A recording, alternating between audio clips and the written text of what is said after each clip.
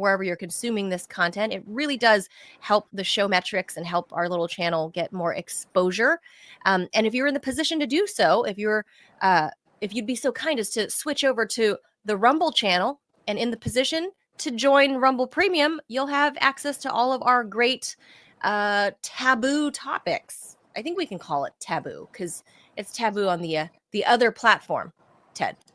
There's some things we talk about that are not YouTube friendly, I'll say.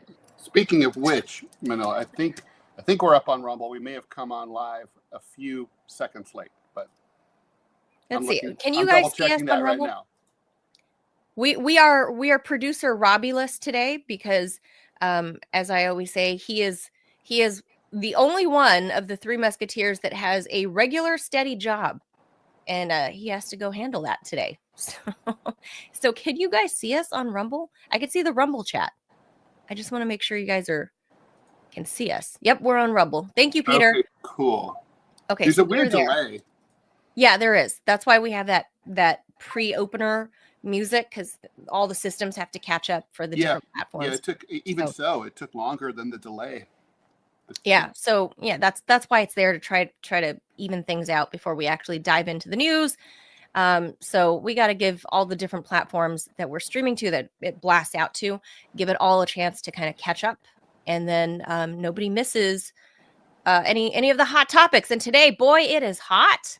I've not been through divorce, Ted. I know you have. Good times. And so we're going to talk about the national big gay divorce that is heard all around the world. That's like every hot divorce, Ted. It takes place online on Twitter. That's like every good divorce nowadays. All celebrity divorces take place on Twitter. True. So we can't not talk about that. And then we're not really going to do like a whole lot of news. I mean, it is news. That in and of itself is news, and there's news attached to that. So we'll talk about that, as well as two cultural topics, really. The first cultural topic is something I think mostly American, Ted, because I think a lot of European countries don't do this. A lot of Asian countries don't do this. I think some are starting to adopt it, but tipping culture in America, that people are just fed the hell up with it. And I've got some interesting takes, Ted, considering I'm the daughter of a restaurant, or she was a restaurant owner.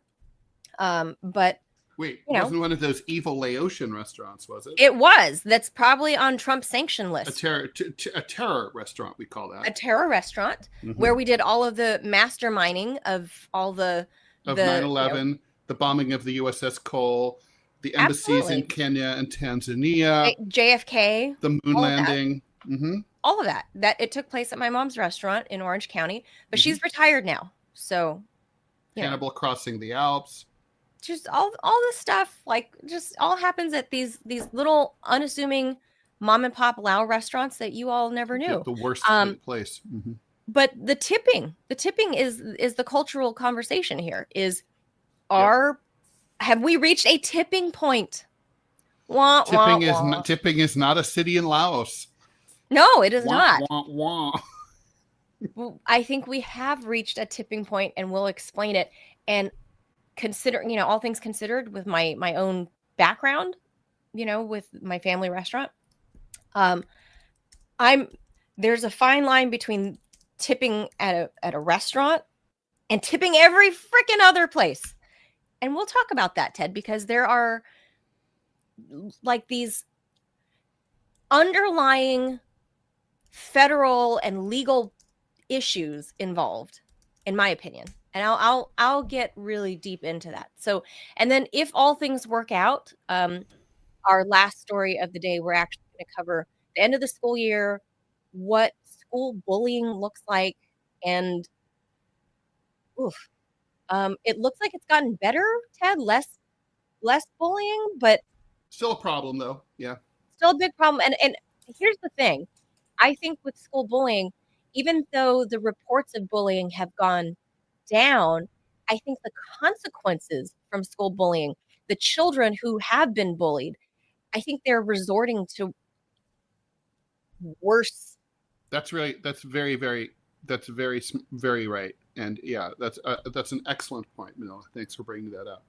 Yeah, the concept, So I mean, obviously, there, Dylan Klebold, had some consequences, but well, Eric Harrison had some consequences. But I mean, the point is, generally speaking, yeah, you're totally right. The I think social media just amplifies the the effects and the humiliation factor. It's one thing to be humiliated in front of, say, a classroom or a gym, a couple kids in the hallway. Yeah, exactly. But as opposed to like the entire the whole world. Yeah, like deep fakes and all online bullying. Just it's all it's gotten even really like bad. the fake porn, the fake revenge porn. Yeah. Also, the kids are responding to it very differently than they were 30, 40 years ago, 50 years ago, now. So, hopefully our guest is able to connect a little bit later on in the show. But that's what's in store for you today. So with that, let's head over to our main topic, which is the big gay divorce. Fun. The gayest of all divorces.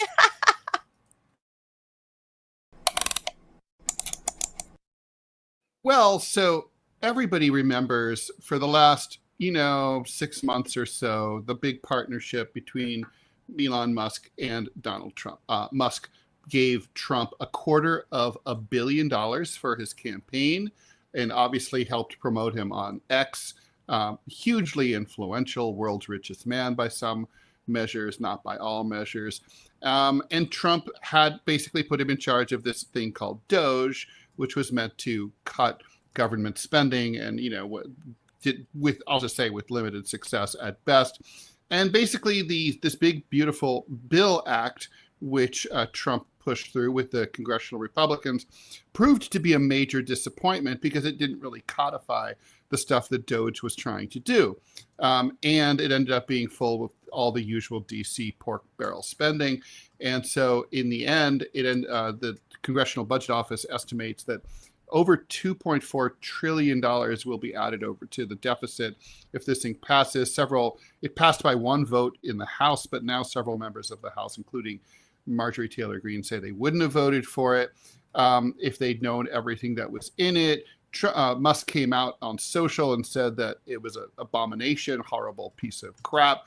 And from there, things got really ugly. And basically, the last 24 hours have seen a flame war between President Trump and Elon Musk. I would say Elon Musk's volume has been a little bit higher than the president's, right? I mean, yes. Musk even went so far as to imply that that Trump may have engaged in pedophilia with his good buddy Jeffrey Epstein. He said Jeffrey Epstein Trump is in the Jeffrey Epstein files, which I think was well known anyway. That's a lot of people are in the Epstein files who didn't do anything wrong. But and I honestly, seriously, of all the things Donald Trump has done or may have done, I would put engaging in pedophilia as probably about number 5,475,000 because it's just not really his character.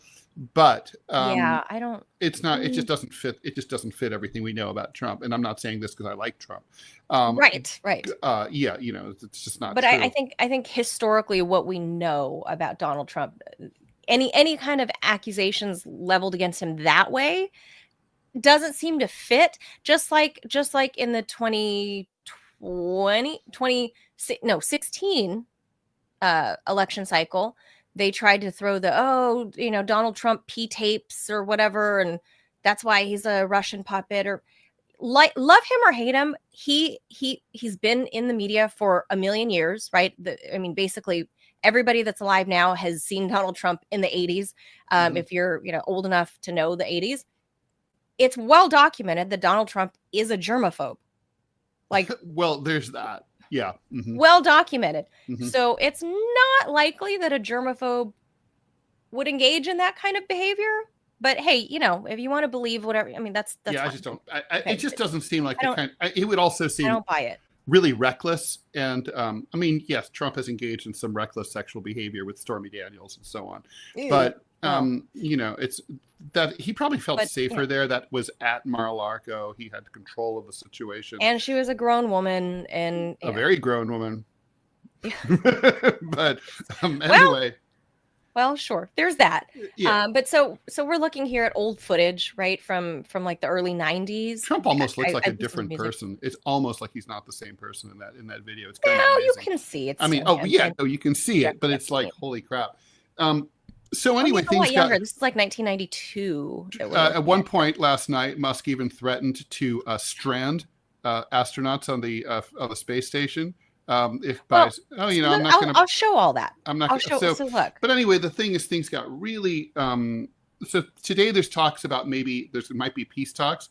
So there's peace talks between the U.S. and Iran. There's peace talks between Russia.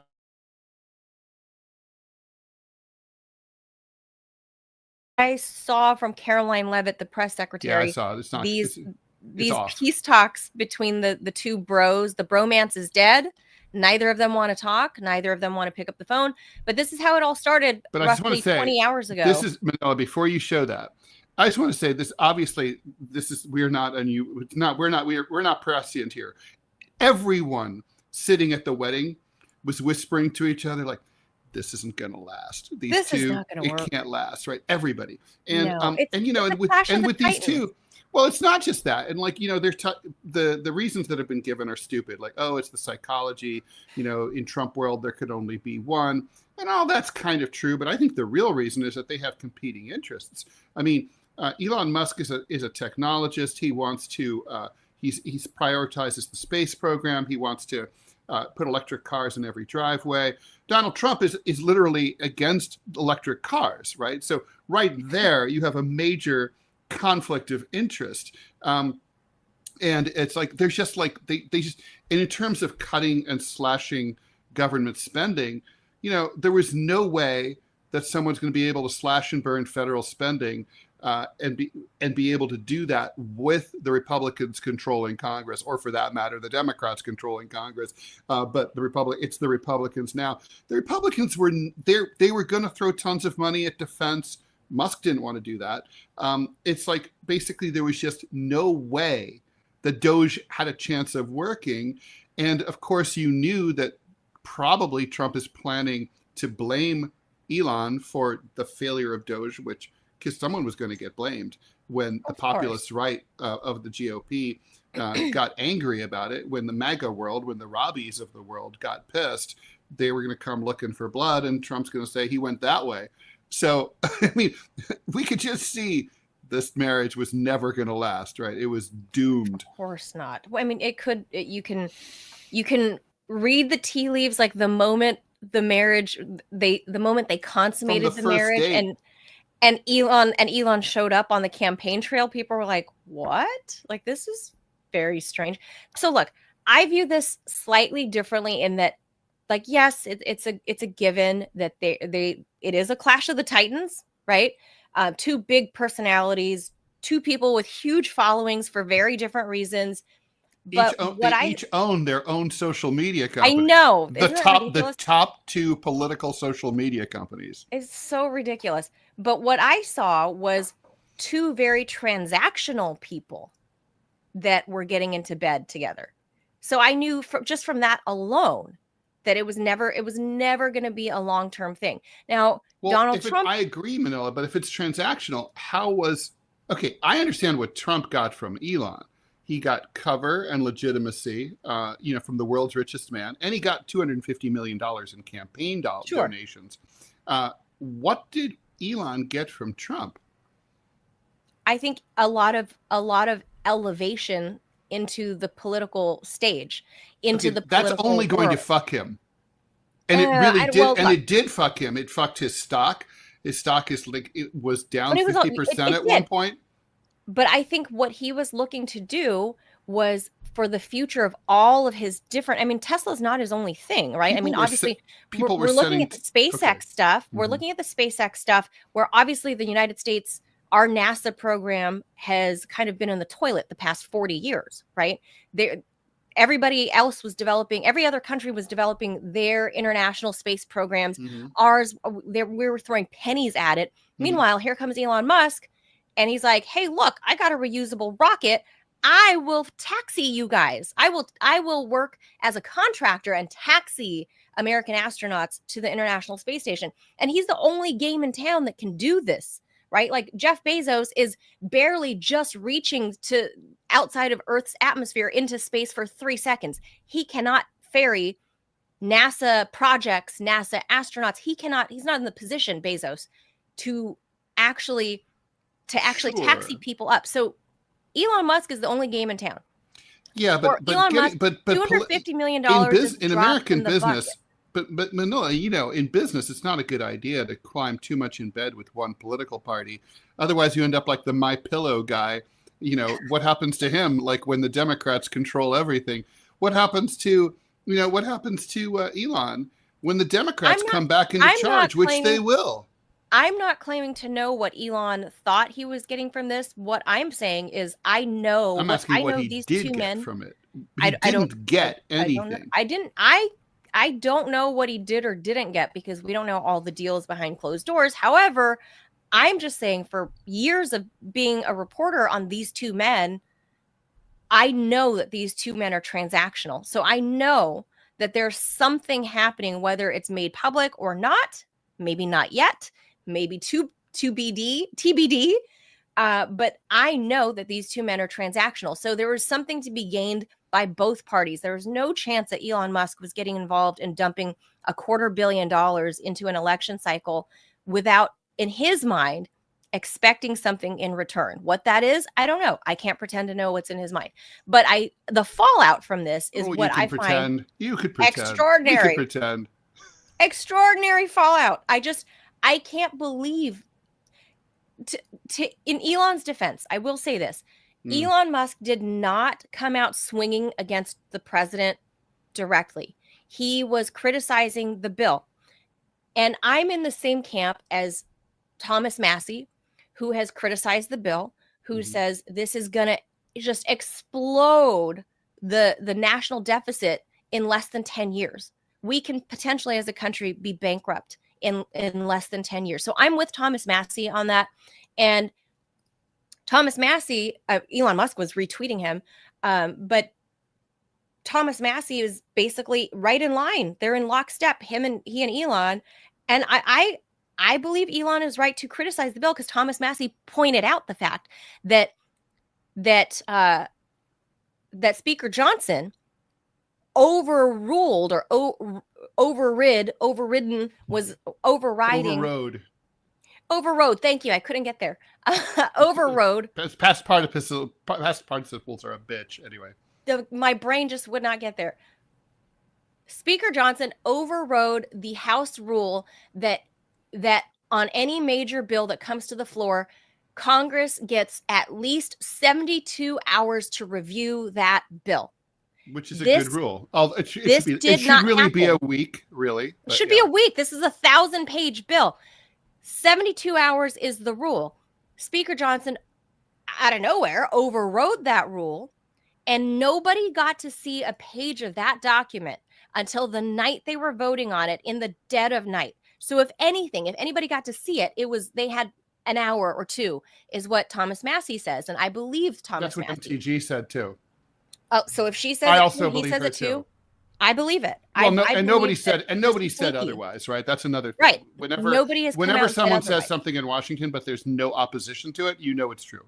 You know the answer. So if Marjorie Taylor Greene and Thomas Massie are both saying, hey, none of us got to see this, then Donald Trump coming out swinging and lying directly on Elon Musk, he took it personal. He went the personal route.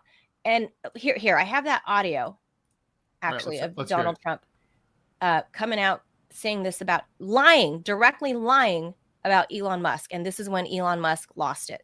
But I'm very disappointed because Elon knew the inner workings of this bill better than almost anybody sitting here, better than you people. He knew everything about it. He had no problem with it. All of a sudden he had a problem. And he only developed the problem when he found out that we're going to have to cut the EV mandate because that's billions and billions of dollars. When that was cut, and Congress wanted to cut it, he became a little bit different, and I can understand that. But he knew every aspect of this bill. He knew it better than almost anybody. And he never had a problem until right after he left. And if you saw the statements he made about me, which I'm sure you can get very easily, it's very fresh on tape. He said the most beautiful things about me. And he hasn't said bad about me personally, but I'm sure that'll be next. But I'm So, okay. It's so he funny. just straight up lied because there's no chance that Elon Musk, and Elon Musk has come out to say so, that he never got a chance to see this bill. And why would he? And then Donald Trump went on this tirade to start saying that, Elon basically is a crackhead, and there's this, here's this report, because remember the New York Times report saying that Elon Musk was high on ketamine and there was heavy drug use, and Elon Musk has lashed out against the New York Times also last night on Twitter. But this is because it's making media rounds like this. Does this video prove that Elon Musk was high in front of President Trump? It shows the world's richest man at a dinner party at Mar-a-Lago doing something baffling, balancing a fork and 2 spoons on one finger. That woman next to him watching on is Siobhan Gillis, the mother of 4 of his children. In another video taken that night, White House Press Secretary Caroline Leavitt stops by to chat, but Elon ignores her, captivated by his spoons. Elon, what the hell are you doing? It happened in March, but resurfaced on social media after a New York Times article last week claimed Musk juggled drugs and family drama on the campaign trail. He was taking so much ketamine that it was affecting his bladder. This is what drugs do to your brain, goes one snarky reaction to the video. Even the Secret Service looks embarrassed, goes another. Elon is firing back. I'm not on ketamine for blank's sake. I do not take drugs. The New York Times is lying. I tried prescription ketamine a few years ago. It helps with dark periods, but I haven't taken it since. Okay. So there's some mudslinging that started overnight, and I think it's just going to get uglier and uglier, because I think as the aforementioned, you got 2 really big personalities there, and I think both men are going to be too stubborn. Period. So I think that's where they're going to leave it, and it's just going to get uglier and uglier. And I think Democrats are losing their mind, Ted, because now they're like, wait, who do I hate more? Do I hate Donald Trump or do I hate Elon Musk? Which side do I fall on? Like, do I side with the president or do I side with Musk? I hate them both. Oh, no. So it's a quagmire for Democrats, I think. You think? I mean, I think it's like I think they're just eating popcorn and enjoying themselves. Which is what you should do in a situation like that. Don't get involved when your enemies are beating each other up. You just enjoy. That's true. But I think a lot of Congress is actually they're like 2 kids in the divorce, right? Or not 2 kids, but 435 kids in the divorce, sitting back and going, well, let's I talk love about some mommy serious, and daddy. Let's talk about some serious policy implications here before we bring in our guest. All right, so listen, the big beautiful bill was going to be a tough pass. It only passed by 1 vote in the House. Mm-hmm. Republicans enjoy a bigger margin in the Senate, but still, Elon Musk, despite everything, is still a man with considerable financial and political influence, to say the least. And he also seems to be taking on the mantle of the populist wing of the GOP, the MAGA people, and kind of trying to drive a wedge between Trump and his new supporters. Is it possible that this will cause that bill to either be derailed in the Senate entirely, or have to go back to conference, maybe be sent back, start from scratch in the House, and with something completely different, like less ambitious? I mean, in other words, how much does Musk matter? I think a lot of people on the Hill right now are really trying to come up with a calculation about how much threat their seat is under for the 2026 midterms, because I can almost guarantee you that the more angry Elon Musk gets about this bill, and I mean, he already lashed out at the Congress people who voted for it, I can almost guarantee you that he's going to fund millions in all these different districts where congressmen and women are barely cutting it in terms of polling, and he is gonna finance candidates. That's my best guess, is he's gonna finance other candidates who will primary these people and get them out, and that's going to be his best way at getting back at Donald Trump. And I don't think this particular bill, I don't think there's a lot he can do about it at this point, because the Republicans own both houses. But I think in 2026, I think. But what about this particular bill? So you think that this bill passes? As is. I think there are going to be a few people who are scared of being primaried by a Musk candidate that they might reconsider. And I think if it fails, it might fail by maybe 3 or 4 votes. There are going to be a few Republican House members who are. I mean, there's already straddling. Remember, right now it's the Senate, right? So, look, Lisa Murkowski and Susan of Alaska and Susan Collins of Maine are both going to vote no in the Senate, right? Almost certainly. So that closes the margin. That means, I think, by my calculus, 3 Republican defectors or abstainers, like voting present. The vote is sunk. Kills that bill in the Senate, and that's a huge embarrassment. It's embarrassment for Trump. Oh yeah. I mean, he can't want that to happen. But if that does happen, it scuttles the whole thing. Republicans look foolish. It looks like they can't govern, and a lot of Trump priorities go out the window permanently, because it's June. And we know in the way things work nowadays, if Biden's term is any judgment, this is probably, you only get one big bill, and then you never get to do anything ever again as president. Well, that's why the last president, Obama was like that. He got one bill. He never got to do anything else.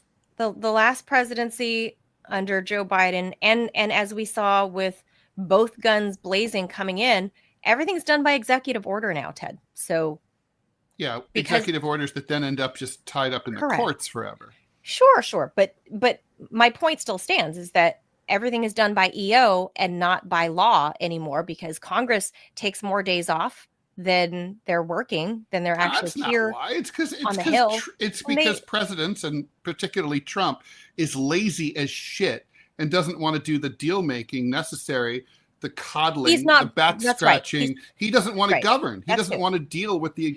That's there too. He's not doing the deal making. He's imperious. He just wants to. Yeah, that's it. But the Congress members also, they're not ponying up any substantive bills that are actually going to effectively do anything for the lives of their constituents. Show me a bill from the last 6 years. We'll go back to Trump's first term. Let's say 6 years. Show me a bill that had any measurable impact on everyday working Americans' lives.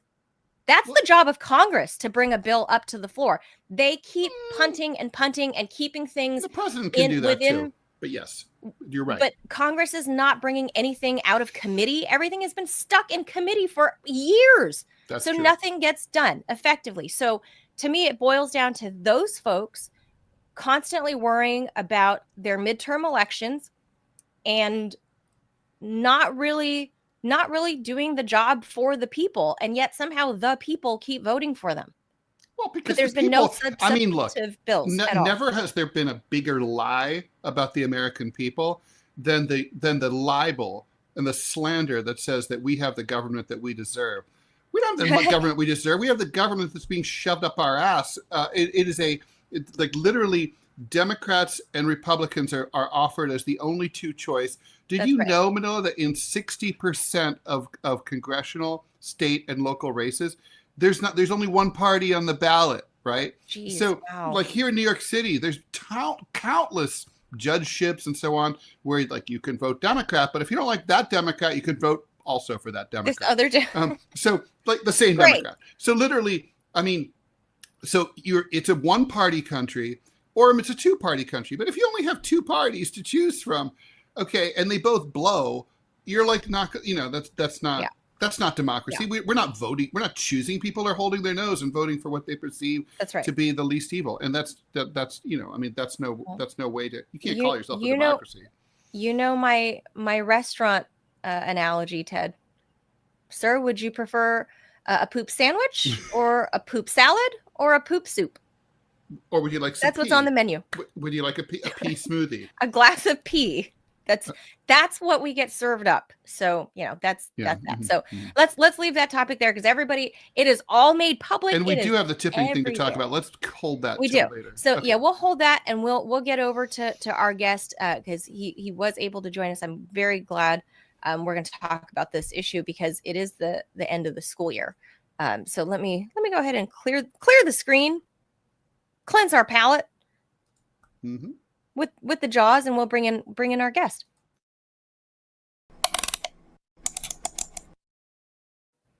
All right. So as we were saying at the top of the show, we are at the end of another school year, Ted. We are. Your son already in college. Like, what is he, a sophomore now? No, he's between junior and senior year.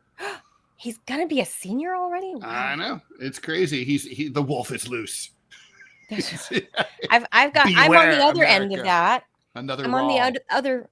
Oh, I know. Another end of. I'm on the other end of that spectrum. I've got a kindergarten graduation to go to next week, end of the school year, and I think kids really need more talking to, maybe during the summer, about this particular topic that we're bringing our guest on to discuss. Is about bullying. And I know, people, I think it's so unfair that Melania Trump got a lot of flack because she was trying to do that anti-bullying thing the last time. Remember the last go around about like just being kind and being nice to other children. Think she got made fun of because of her husband, who's kind of notoriously a bully.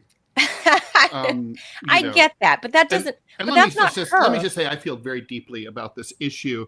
One of my earliest books was My War with Brian, which was autobiographical about my own experience being very seriously bullied in elementary and junior high school.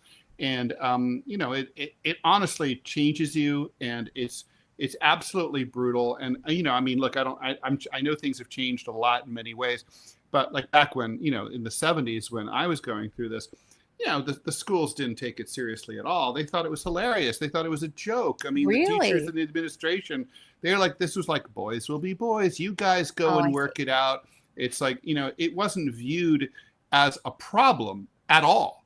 And it was just sort of like, and I mean, we're talking about serious stuff, thrown down the stairs, broken nose, wow, black eyes, all that stuff. And you were supposed to deal with it on your own. It was, Lord of the Flies at Dwight L. Barnes junior high school in Kettering, Ohio, but who's naming names? That much never happened to me. But as I mentioned earlier, was that even though statistics show, and I'm going to pop this on screen, this is from stopbullying.gov. So this is an official U.S. government website that says about 19.2% of students ages 12 to 18 enrolled in grades 6 through 12 experienced bullying nationwide during the 2021-2022 school year. This is lower than the prevalence of bullying at the beginning of the last decade during the 2010 to 2011 school year. That was 28%, and lower than the prevalence last measured by the School Crime Supplement during the 2018-2019 school year. So that was pre-COVID. But they say the prevalence of bullying is actually higher in middle school than in high school. Middle school is the lowest circle of hell.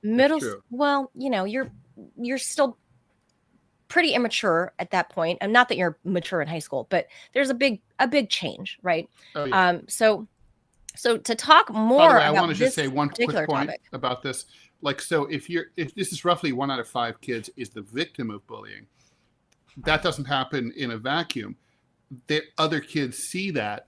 And even if you yourself are not a victim, if you see someone else being victimized, you're terrorized too, because you yourself might become the victim of it.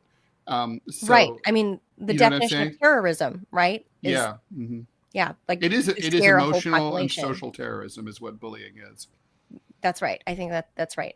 So to talk more about that, we're going to bring in our guest.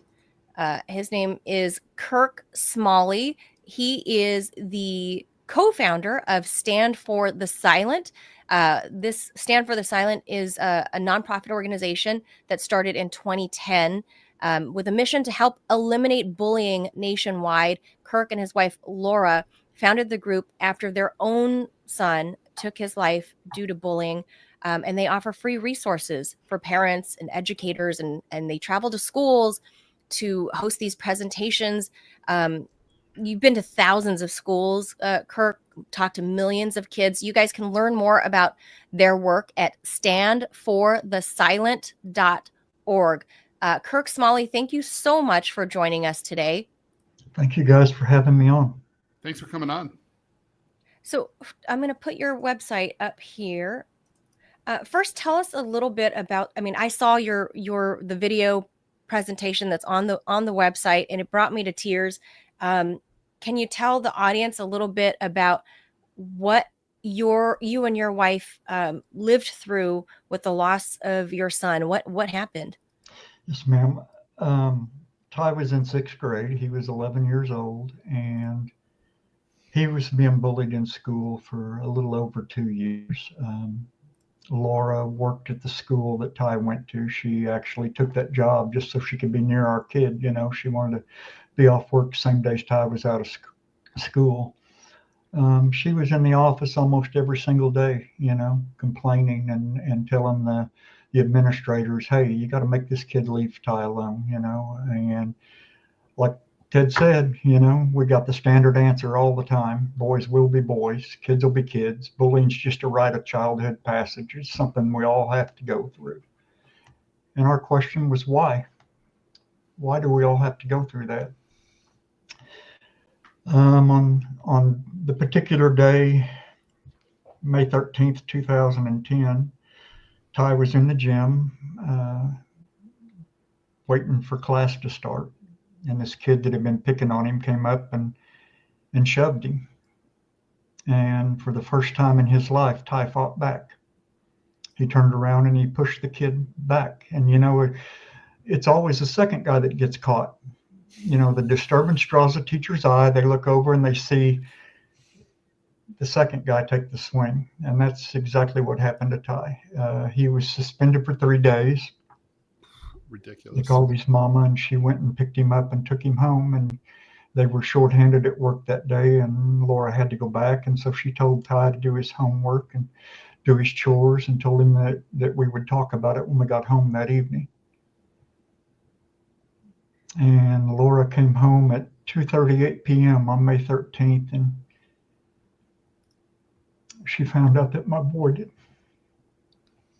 didn't do none of his homework.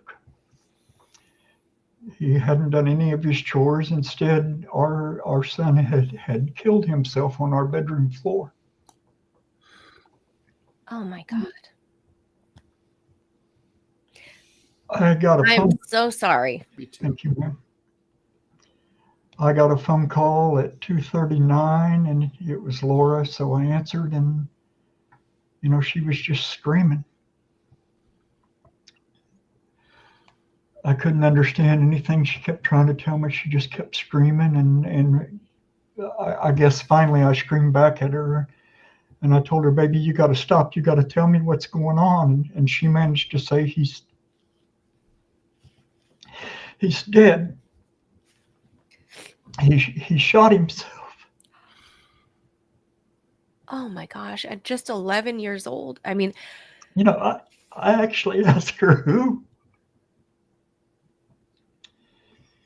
And she said, Ty. Ever since that day, we've traveled all over this country, all over this world, talking to families and kids that have done that same kind of thing. You know, I actually have a list of over 67,000 children that we have lost in our country in the last 7.5 years to suicide due to bullying. And the That many youngest, children. yes, ma'am. And the youngest one on that list was a 6-year-old boy. Oh my God. You know, suicide has always been kind of a taboo subject. People don't want to talk about it. They think that if you talk about it, it's going to bring it into their community. Social contagion. Yeah, even like, as you well know, Kirk, there's the journalists associations actually prohibit you. It's considered unethical to say if a person committed suicide, if you write an article about their death, you just say, and you can sort of see, they died, and like if they're younger, it's very vague. Say 60, they passed away, whatever, and I'm like, but it's crazy. You're journalists, and you're not telling the truth. Ted, the only way we're ever going to stop this from continuing is if we learn to talk about it. 1 out of 4 of our children in America right now will have a plan on how they would take their own life before they graduate from high school. 25% of our babies. And my boys' school had 1,400 kids in the district, and that comes out to 350 children in one school district that would have a plan on how they would take their own life before they graduate high school. And these babies think that they're the only ones that have ever had this problem and have ever had these thoughts. They think they're all alone in this. Nobody gets it. Nobody understands. They don't realize that 1 out of 4 of their own classmates have these same thoughts and these same problems, and the only way that we stop this from happening anymore is if we learn to talk about it. We can talk it out. We don't have to act it out. That's one of the things we teach these kids. We give every single one of them a wristband that glows in the dark that says, I am somebody. You're not alone. We can talk.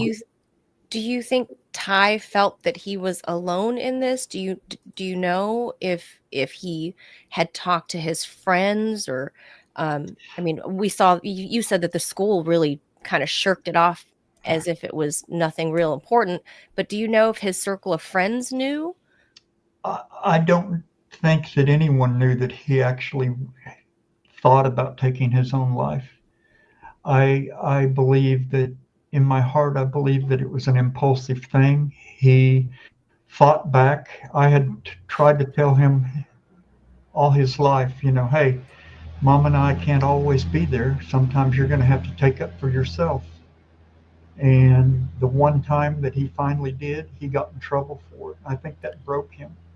Do you think he was worried that he'd be in trouble with you guys too? Or, just because you hadn't had a chance to talk to him yet? Or I don't believe that he thought that he was going to be in trouble for it.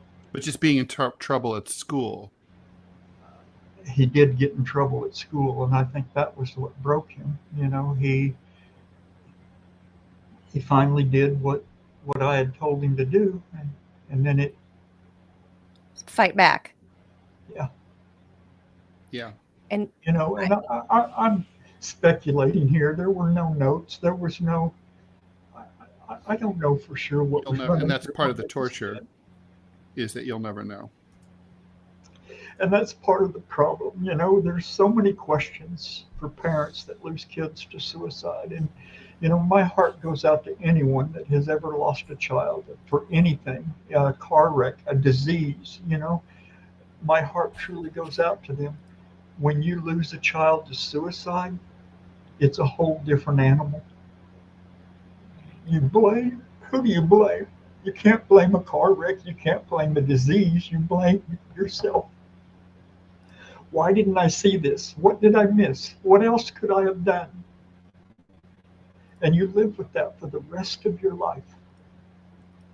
I watched this kill my wife. Laura died November 14th of 2020. They said it was a brain aneurysm, and my girl died of a broken heart. Oh, I'm so sorry, Kirk. I'm so sorry. My own mother actually survived a neuroaneurysm by the grace of God, and they had told me that she was going to be a vegetable, and just by God's grace, honestly, I have a whole story about how I firmly believe the hand of God was at play, but miraculously my mom is still here after this happened in 2011 or 2012. But I can only imagine what you went through, after it's two losses. So That's I'm ironic so because my sorry. mother was 90 years old when Laura passed, and 3 or 4 months after Laura's aneurysm, my mom had one in the same location, and she went through the surgery, and she was fine. She lived another 4 years. Holy cow, in her So 90s? I get that. Wow. Yeah, it's, depending on where you are with faith or whether or not you're secular, we find different ways of reconciling. And I think maybe I'm nobody to give advice to you, obviously, but I do hope that you don't blame yourself, because it seems like you and Laura were two parents. I mean, your wife went to work at the school so she can be near your boy and Yeah, it's hopefully obviously intervene. and it's not your So fault. it's not like you guys weren't involved parents. I mean, I think that's step number one, right? For the parents of the children that are being bullied, is you have to be more involved and you have to listen, which it sounds like you and Laura did. So I would first start there by saying, please don't, you and your wife did what you could, but here I think there was a failure in the schools, in the school system, and I think that's probably a major area of a blind spot for the school system, that I've had already. I'm an active mother. I'm a very involved mommy. He's my one and only child. I started late. I don't think there's going to be another. I've put everything into this one, and I'm very involved at school. I'm a very outspoken, annoying mom at school. And from my experience, the schools like to think they know better, and you can't tell them nothing. But that still doesn't shut me up. Is that something you would advise other parents? Because I would advise other parents, speak up to the schools. If you don't feel what the school is doing is adequate, speak up, be that squeaky wheel. Don't be afraid to tell those school administrators, because they work for you.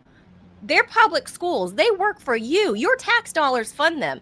You stand up for your kid at the school, just like the way Laura did. The school didn't, obviously, brushed her off. Yes, ma'am. And I do believe we have to advocate for our children wholeheartedly, but we also have to do it in the proper manner. You want to be mama bear. You want to protect your cub, your baby. And so you walk into the principal's office or the counselor's office and you say, look, by God, this kid's been picking on my daughter or my son for a year and nobody's done anything about it. And immediately when you do that, a wall gets thrown up. They go on the defense. Mm-hmm. And so we have to do that in the proper manner. We have to walk in and with the attitude, how can we work together to make this stop and to solve this? And we're going to get more action and reaction from our school administrators if we go in with that attitude. Because once you start firing off on them, they're going to go on the defense, and that's where the problem. You do have to have sympathy empathy for the school administration and for the teachers, right? I mean, they have their hands full. My mom was a teacher for her entire life. It's like they are expected not only to educate children, but they're supposed to discipline them, keep them under control. In many school districts, feed them, try to monitor whether there's a situation on the home front, look out for, police them for criminal activity. I mean, basically, they're all things to all people. They're not earning big salaries. They're overworked. Their class sizes are constantly increasing. And and then sometimes it's not really the best and the brightest who are in education anymore because the salaries are so bad. And so it's really the problem is that, like, when a parent comes to the school and says, "Hey, listen, my kid has this situation," they're like, "You're going to get this," whether they say it or not, silently there's the sigh, like, "Oh God, something else I have to deal with," and it just goes on top of the pile. I mean, it's hard for everybody. And we're expecting schools to help raise our children. And part of the problem here is the last several generations in our world have been brought up by social media, the internet. We've lost the ability to communicate with our kids. One of the things I do when I do an open to the public evening presentation in a community, I'll ask the parents that attend, how many of you ask your kid every day how your day was? And the hands go up by the hundreds. And I'll say, and then what do they say? Well, it was fine, it was good, it was okay. And then what? Well, they go to their room and they get on their computer or iPad, That's not communicating with our kids. I was at a restaurant the other night grabbing dinner as I was traveling back from a school presentation, and I saw a mom, a dad, and 2 children sitting at a table, and every single one of them was doing this. Their fingers just flying. They weren't even talking. Our kids have grown up watching cartoons like South Park, where Kenny dies in every episode, and he comes back tomorrow. Now, Ted, what did that just teach that child? That death ain't real, life's cheap, you come back tomorrow. They play video games where they get points for killing people. Like that's a good thing. They've watched movies all their lives where somebody gets an arm ripped off and blood and gore, and that numbs them. And nothing happens. Like I remember the first time I read that someone I'd read about there's a news story here in New York where there was a bar fight and there was one punch thrown. And the victim, who was an able-bodied young man, died just from the one punch thrown. And I remember thinking, you can die from just being punched once in the face? Of course you can. Now I know that really well. But, the movies don't reinforce that message at all, right? Everybody takes a licking and keeps on ticking. It's a joke, right? And these are impressionable young minds. They're not, your brain doesn't start to be fully formed till you're 25. Your judgment center isn't formed. The impulsivity, one of the reasons that suicide rates are so high among people under 25 is they're not really fully cognizant of what it means to be dead, of mortality. Like you're going to be gone. People are never going to see you again. They're going to be destroyed. You're going to be gone. That no one will ever, you'll never be seen again. That's like just something that, we need. We can't uninvent the iPhone. I would, if I could. But what? I'm really glad that you brought up the social media component here, right? Because when I was bullied in junior high school and in elementary school, like Manila and I were talking about earlier, I was bullied in front of a few other kids, or maybe a classroom full of kids. But it's like now. If I were to be humiliated on the internet, it's literally the entire planet, 211 countries that could read this. And I'm not sure how aware kids are about the global nature of the internet, because sometimes you get the impression they don't really understand that. But still, it would just seem like it's codified, it's been published, it's permanent, it's big, it's impossible to erase. You can't get it taken down once. Even if it's on Snapchat, people cut and paste it. It's like, so what? How do we take that on? It just seems like it's even hard. It's getting worse and harder. It is. Cyberbullying has increased over 75% since the pandemic began. And, we grew up without social media. We don't realize the impact that it truly does have on our children. Mm-hmm. If you would have told me, and we didn't have internet when Ty passed, we live out in the middle of nowhere and we didn't need it. We had our own thing going, and if you would have told me that Ty was being bullied on Facebook, I would have said, get rid of Facebook, problem solved. But it actually compounds the issue, because now he walks into the school on Monday morning and everybody's pointing and laughing, and he doesn't know what's been posted online. Information is power.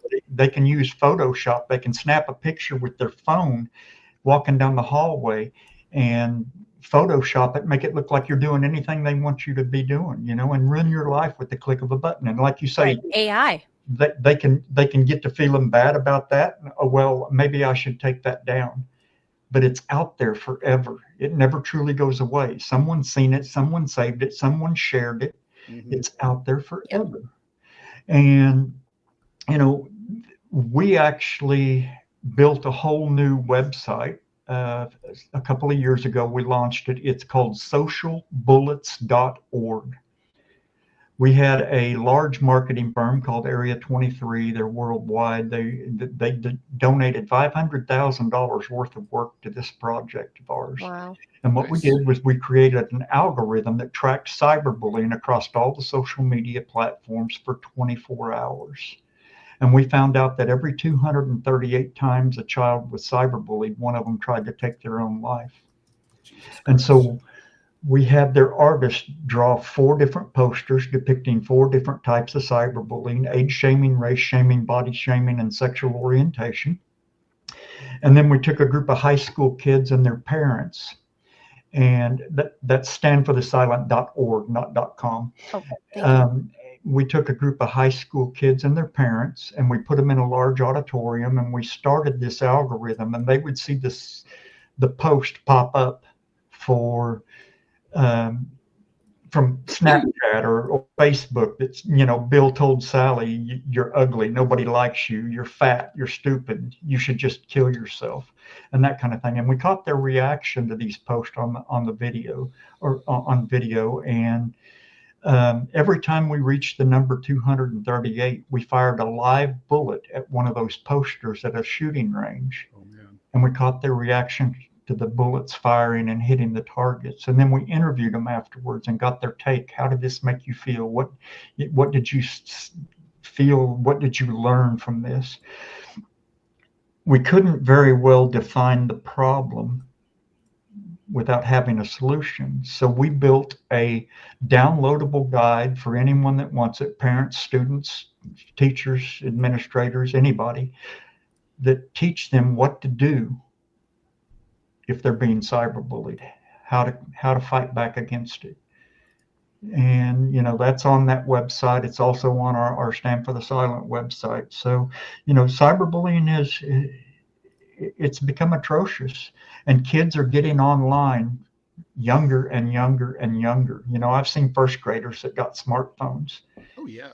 And parents, if your kid is on social media, you better be on their friends list. If they're on Facebook, you better be on Facebook following them and watching what's going on.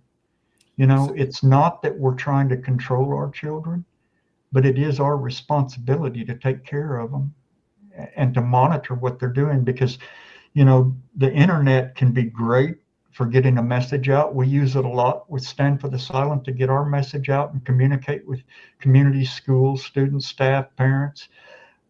But it can also be a bad place. There are predators out there. And there sure are. Kirk, let me ask you about, on this show, we often talk about legislative solutions. I want to ask you about legal and legislative things. So, as you know, in some cases, not a lot, there's been, the bullies have been prosecuted after a situation like this. And have even been sent to prison. And also I'm wondering what you think of that. I'm also wondering what you think of, do you think there's a congressional solution? Is there a way to hold, this drives me crazy. You mentioned Facebook.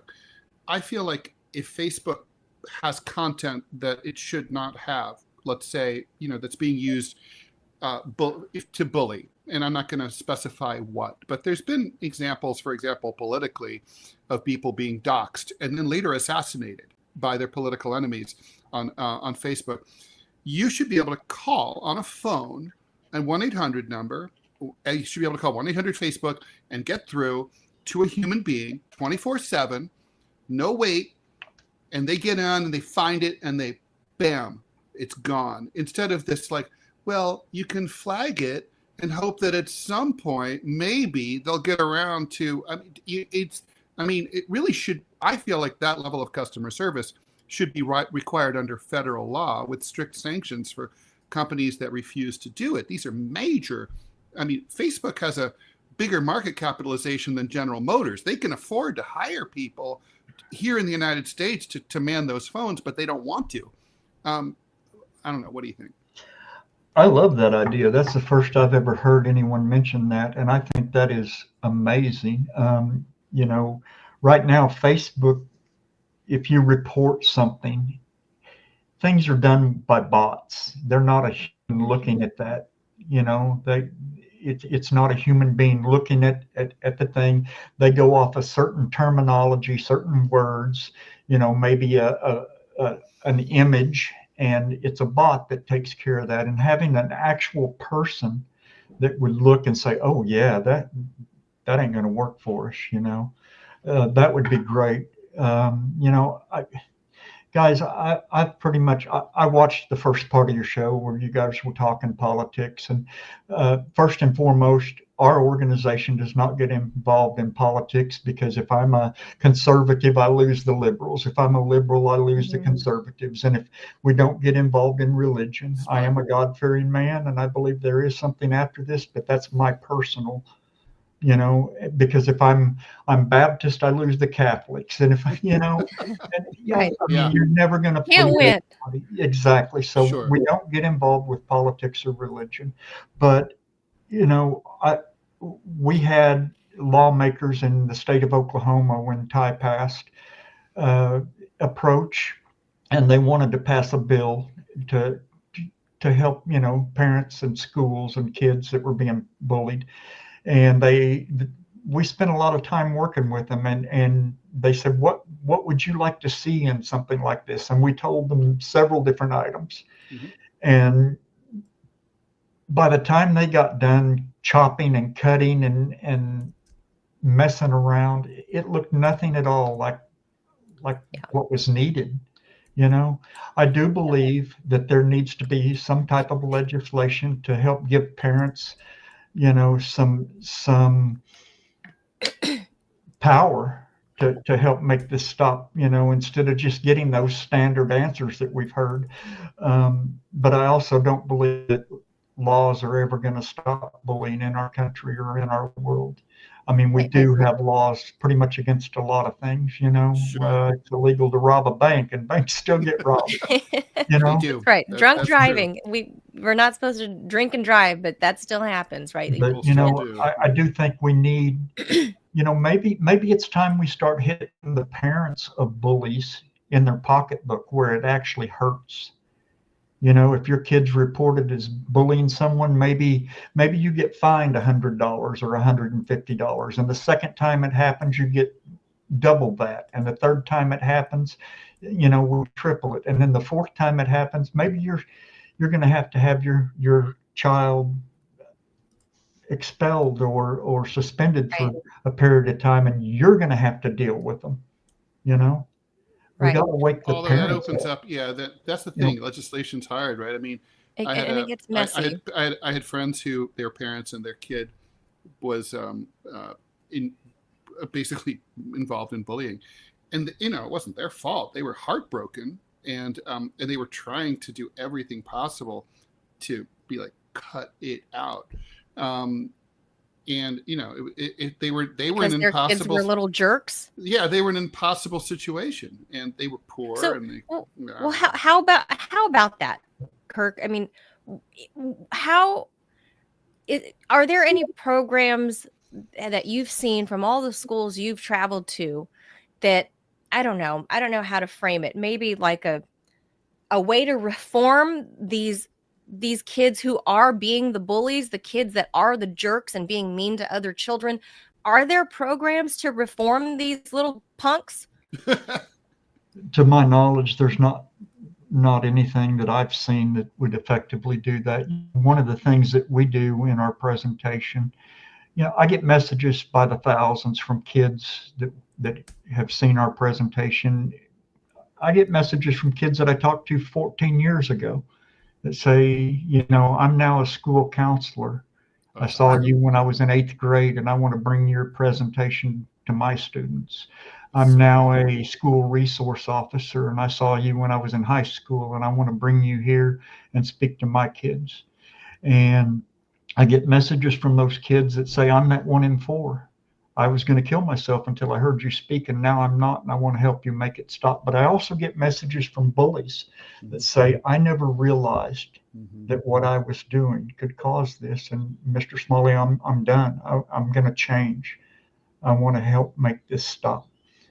We do allow schools and communities to start active chapters of Stand for the Silent in their school. It's free. It's easy. There's a place on our website that they can actually download a packet on how to do it.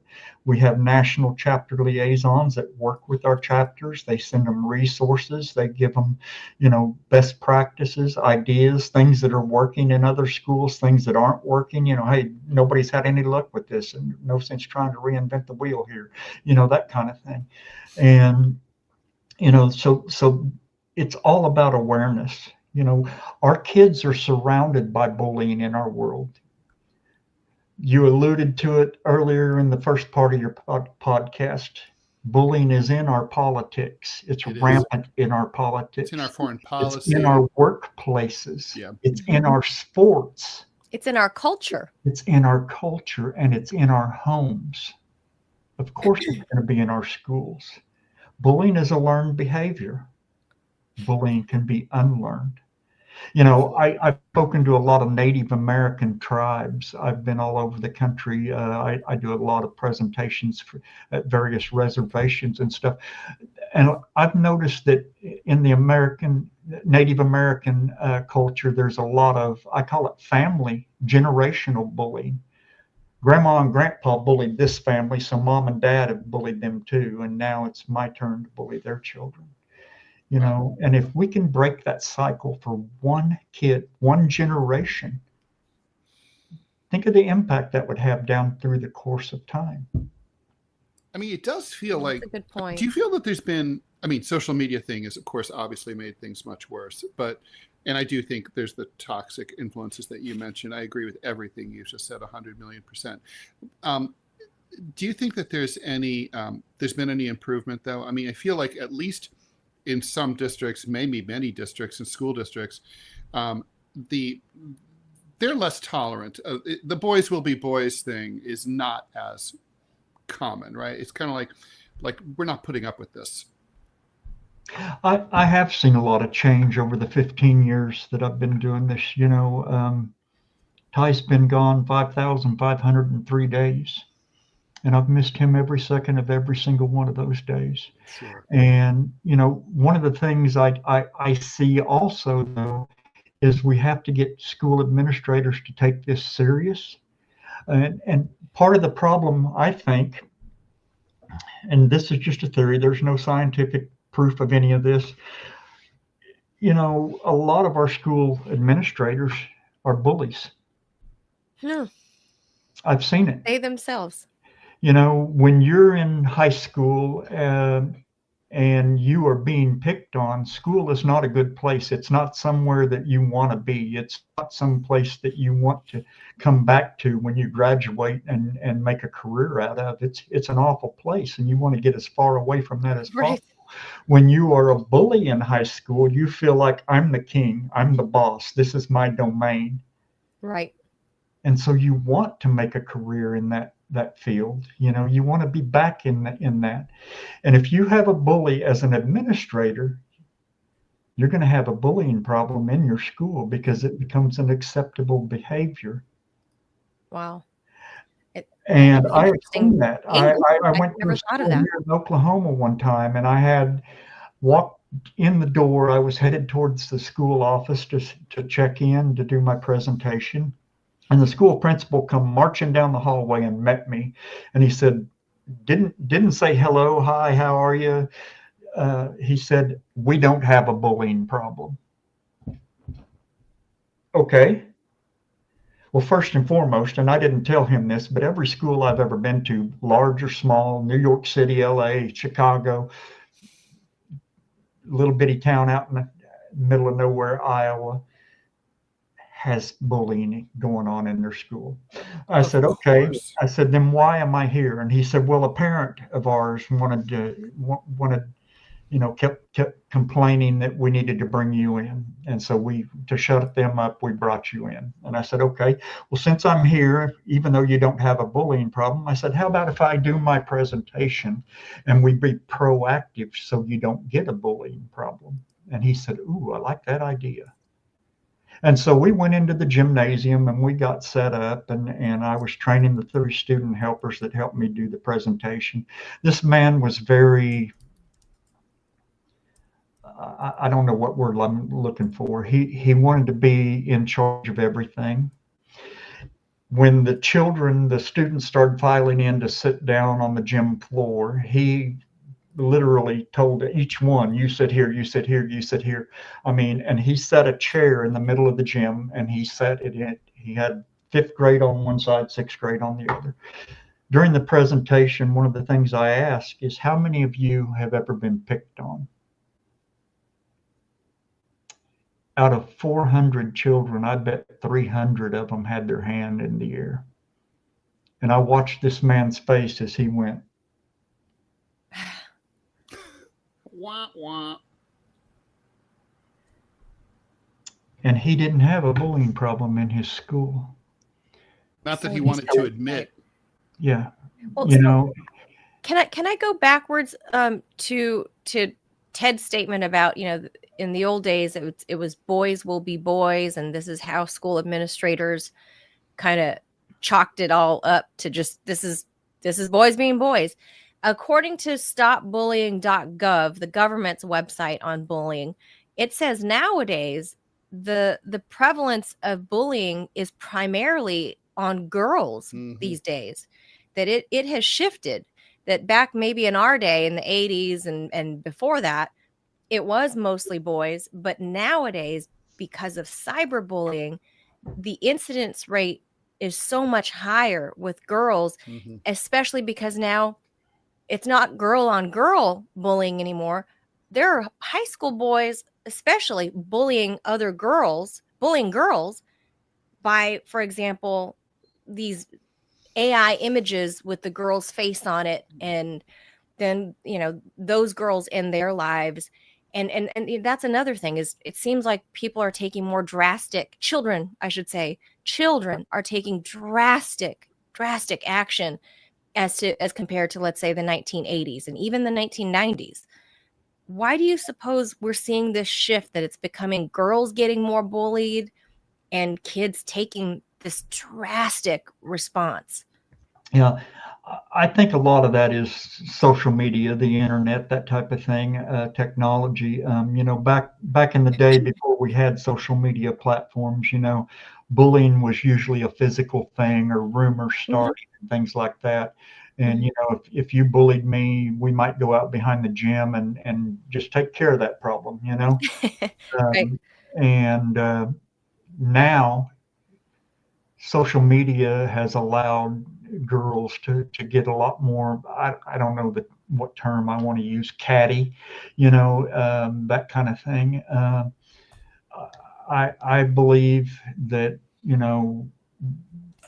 communication is key with our children to stop it.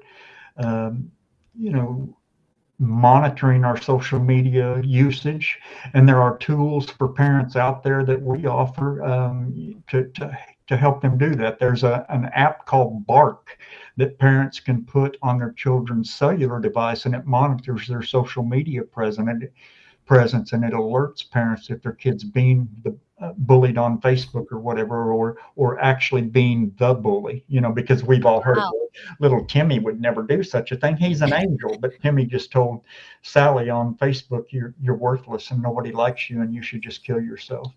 And when parents see that with their own eyes, I do think that, there's a show that came out years ago called Mean Girls, that Mm-hmm. tells a lot about that.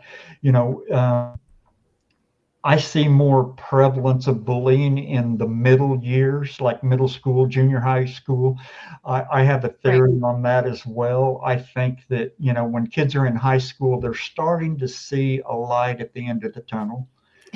They're starting to get after school activities. They've got, maybe an after school job. They're thinking about going, furthering their education, that type of Get a thing. car. Yeah. And when kids are in middle school, junior high, school is their world. That's all they know.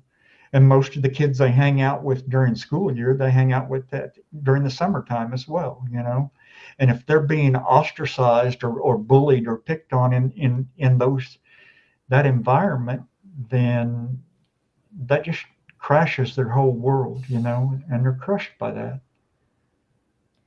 Yeah, I feel like, since we are at the end of the 2024-25 school year, I thought it would be a great time actually because I know there's no kids, there's no teenagers watching our program, right? But there are parents that are watching. And like you said, little Timmy's an angel. He would never do that. I would say again to all the parents out there to check yourself and check your kid again, that who your kid presents himself or herself to be to you may not be who they are at school. There could be a completely different identity. And God knows I presented one way at school, but I had a little devil horns pop up when mom and dad weren't looking. So for me, my parents didn't know I was a little monster, but there's also another thing, we really need to do is, a lot of children that are being bullied, they will stop telling you about it. Mm. Because if you go to the school and complain and the bully gets called into the office and gets in trouble or whatever happens to him, then they come back with a vengeance and it gets worse. So a lot of kids quit talking about it. And so it's important, again, to communicate with our children, ask those hard questions. Don't settle for my day was fine, it was okay. Right. Also, there's a third parties here, and I think this is a really important thing. It came up on one of Manila's illustrations here that she put up. There's the audience. Bullying usually has an audience, often has an audience. It's not usually one-on-one. It's not always one-on-one. That's true. And it's for an audience, right? And like the bullies like that. But all it really takes is for one kid to break the spell and to step in and say, "Hey, stop that. Leave him alone. Leave her alone." And that can and it does happen. And when it happens, It's incredibly powerful. And it has an exponential message because it's not just about ending that one act. It's about sending a message like, oh, in this society, we don't tolerate that. And, I think that's really important to spread that message. I was actually that heckler growing up. I was always the kid. I mean, sure, I was a kid in the 80s and I got the one Asian family in basically East LA. I got the whole ching chong and all of that stuff. For me, God imbued me with a certain type of personality and attitude that only made me angrier and more. I had more desire to fight back rather than turn the other way and harm myself. Right. I went in the other direction. Yeah. And I stood up for other kids this is when I was very small. And then by the time I got to high school, I was a cheerleader. I was class president. I was all of these, ASB chair, just all this stuff. And I ended up being that kid that would heckle. If I saw bullying, it was not going to happen under my watch. I'm this small little Asian girl and I would bust in, boy or girl, because I knew that was the right thing to do because I had been bullied as a little kid in elementary school. And these numbers that we only measure from 6th grade to 12th grade. What about all the little kids? I mean, I was a little kid being bullied, but then, whatever happened in my life, and I don't know, maybe it was puberty or something, but by the time we got to high school, I was among the popular kids. I was a cheerleader and all that stuff. And I spoke up. And that's really, to Ted's point, all it takes is for one kid to speak up and break that spell and break that audience and be the heckler to that bully. And you know what I did in high school, Kirk, when I was public relations chair of the student body, I put together this thing called the Freshman Senior Buddies Program. And what it was I was a cheerleader, so I went around getting all my cool football player friends and other athlete friends, all the cool boys that are seniors, to sign up to be the senior buddy. And I went to the freshman class president and said, we need to get all the nerds, all the people that are outcasts, all the people that feel alone, that feel like they're bullied, everyone that you would put in the umbrella of being a dork. Let's bring them together with the cool big football players and make them their little buddies. And this is going to prevent bullying. And that from there on, I mean, all we had to do was influence them with some Taco Bell and some time out of class if you sign up for this program. And sure enough, voila, it was like the magic year. There was like no bullying between senior boys and freshman boys. There was somehow kind of peace at the school. I don't know if my high school continued that program. I after I graduated high school, I never really looked back, but I thought, a program like that would be very helpful to kids, especially when they enter the 9th grade. Yeah, I've actually seen like elementary schools that have implemented a thing called Buddy Bench, and it's out on the playground. And if you don't have anybody to play with or feeling alone, you go sit on the bench. And if anybody that sees you sitting there is supposed to go over there and, hey, come on, come with us. And that's been pretty effective,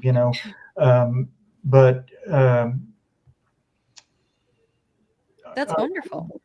Yeah, the fact that Ted brought up about speaking up, getting the bystanders involved is critical. There's more bystanders than there are bullies, and there's more bystanders than there are victims of bullying. And I can't remember the exact percentage. It was in the 90s when one bystander stands up and says, "Hey, stop, leave him alone." High percentage of the time, bullying stops within 10 seconds. That doesn't mean the same kid isn't going to be bullied by the same guy tomorrow, but it stops this time within 10 seconds. And that's so important. Far too often our kids they'll grab that phone and they want to video the fight or the bullying incident so that they can post it on Facebook and become Facebook famous for 10 minutes, hoping it goes viral. Right. Instead, we got to get those bystanders to say, "Hey, quit, leave him alone." And that it lets the bully know that your actions are not acceptable and we don't approve of it. And you're playing to an audience that doesn't approve of that thing. But it also lets the victim alone know that they're not alone. That's right. And that somebody does care out there. And those videos should not be allowed to be posted on social media either. Those companies should take them down. I agree. Absolutely. Literally, I came across one this morning logging into the YouTube. And it was like, what's this? And I was like, oh my God. They're all over the place. Yeah. Yeah. I think your message is so important. And we appreciate, we didn't mean to talk your ear off for this long. We didn't book you for a full hour. So we appreciate you giving us so much of your time, because it is a very important topic. And I think with us going into the summer, I think all the parents that are watching really should re-examine whether their kid is on one side of this bullying issue or the other. Talk to their kids, whatever it is, because kids are taking these drastic measures to end the bullying. The drastic measure is potentially losing your own kid. And I think a lot of parents it's such a horrible thing to imagine that parents don't ever even want to think about it. So they never address it, and they never really give it the weight of consideration that it deserves. And I think now that we're going into the summer months, now's a good time, because the kids aren't in the hallways. The kids aren't, they're not going to be faced with their peers. It's summertime. So now is probably a good time for all the parents watching You to know, and actually consider talking. it's not just one end of the spectrum or the other either. You know, it's not whether your kid's being bullied or being a bully. We've got to reach those middle kids too. It's important. Good point. All kids need this message. You know, And it's as bad. parents, we have to set that example. It's the You know, individual we have to losses, live of course. that. The individual loss of people like your son is, of course, the worst part. But it also, this, blows up families. It blows up communities. I mean, even imagine the guilt that some bullies must feel after they, are the prompt for someone to take their own life. I mean, that's going to be decades of therapy right there. It's an atomic bomb in our society, and we've got to defuse it. I mean, it's long overdue. And let me just say, a lot of cultures don't have this problem the way America does. I mean, it's not the human condition. We can undo this. Yeah, this is very, very distinctly an American culture problem. Like we all agreed, bullying is part of America's culture, and it's part of baked Anglo-Saxon culture in particular. But it's not like it, look, it happens all over the world. It happens all over the world, obviously, but it's not this prevalent. It is an epidemic in America, and we actually have horrible. We actually have chapters in 18 different countries right now. Bullying happens everywhere. It's all around us, guys. Mm-hmm. Yeah, I think obviously with the advent of social media, look, the president of France just got hit on international television by his wife. I mean, you know what I mean? Like bullied by his wife, and everyone's making jokes about it. Yes, like we talked about. Ted and I considered that spousal abuse. What we saw, not it is. Yeah, not a joke. It's not a joke. It's that's because they actually made jokes about Ty killing himself the day after he did that at his school.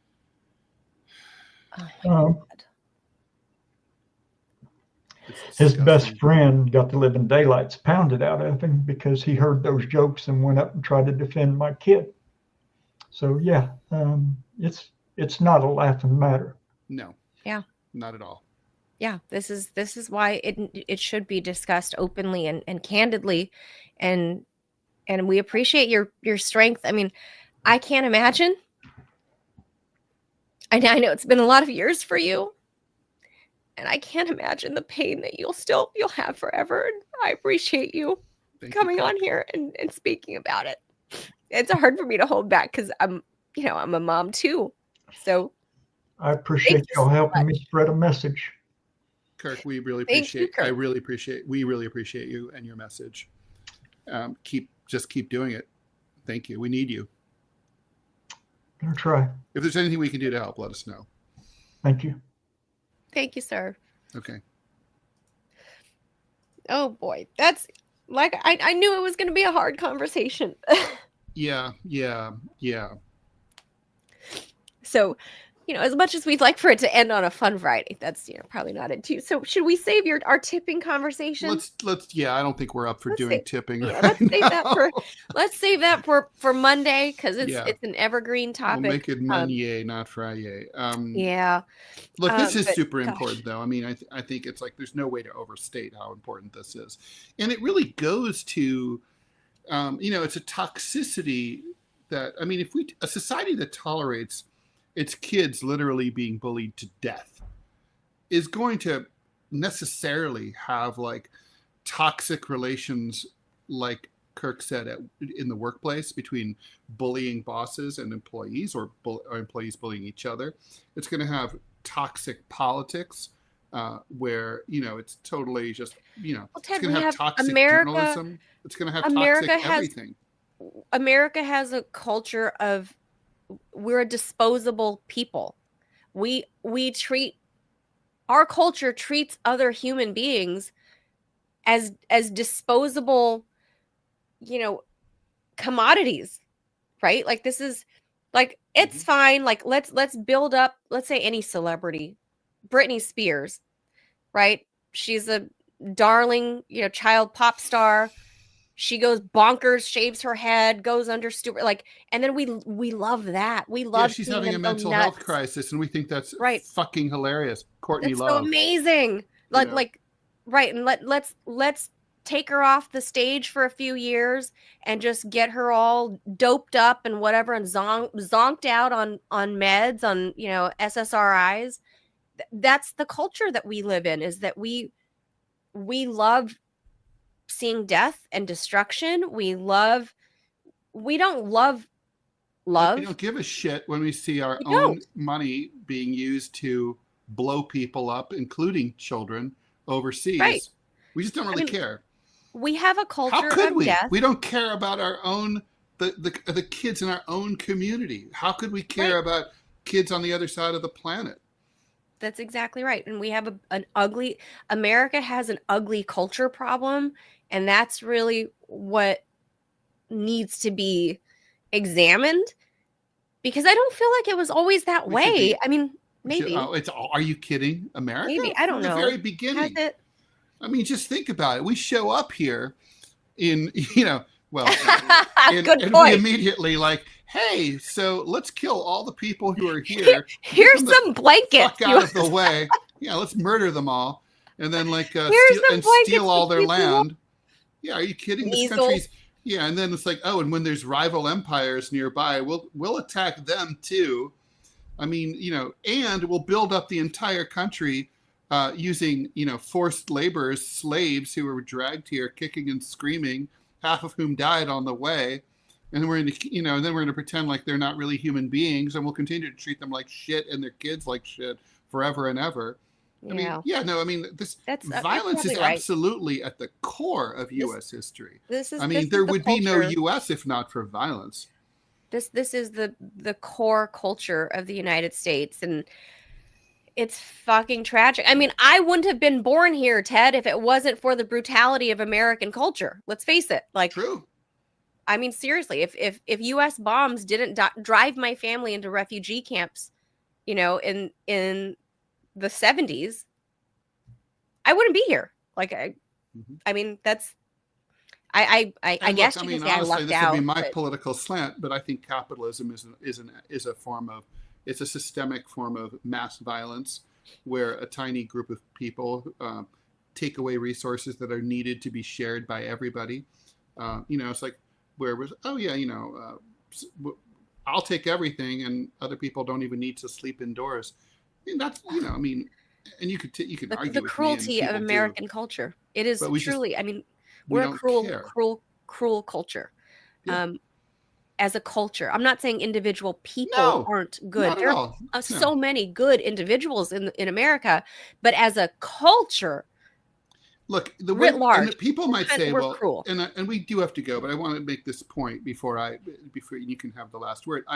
For me, the difference here is, so people say, well, how could people who are good as individuals be part of a bad culture? And here, let me explain that. So you think about a restaurant. When you go eat by yourself at a restaurant, and maybe you just sit at the counter, you don't behave the same way as if you go out with a group of colleagues, like 12 of you, and you get a giant table of 12, and you're loud, you're boisterous, you're you're taking up a lot of energy. You're kind of in other people's space in terms of making too much noise and demanding too much attention from the waiters. You as an individual, you behave differently when you're part of that group. That's not because you're evil. It's just because of the way, chimpanzees, which we are, we're wired. And so it's the same. We have to kind of, it's very, if you just look at a restaurant, when you're eating just by yourself or with one other person, and you see the big obnoxious group of 12 coworkers who are so loud, that's going to be you when you're out with a group of 12. So you're all the same people basically, but you behave differently in a mob mentality. I don't, but most people do. Okay, most people probably do. Yeah, and I'm always nice to the wait staff. But it's the individuals who put the culture together. And if someone, let's say in the group of 12, at the restaurant that's being really loud, if one person said, hey, ding, ding, ding, ding, hey, everybody, people are out for romantic dinners here. Can we just let's just keep it down a little bit? It would have a huge impact. And so that's kind of what we need to be doing as a society. No, I agree. And like I said, I was that kid in high school that was like I wish there were more kids that had the guts to do that. But again, I'm cut from probably a different cloth. That my early childhood experience in bullying. I mean, I got the whole ching chong ching, all of that, like go back to your country. I got the, where I'm like, this is my country. I was born here. Where am I supposed to go? I mean, that was very, very, very early, like elementary school, primary school. And by the time I got to high school, things, my social status, I guess, changed. And that carried with me all into adulthood. And I was that friend that would, call me a buzzkill, Ted, where I'd be like, shut the fuck up. Like I would tell my table, because I truly am the friend that just doesn't give a fuck. And I will tell you when you're acting stupid. And I will tell you when you're being a hoe. I will tell you when you're being a womanizer. I will tell you.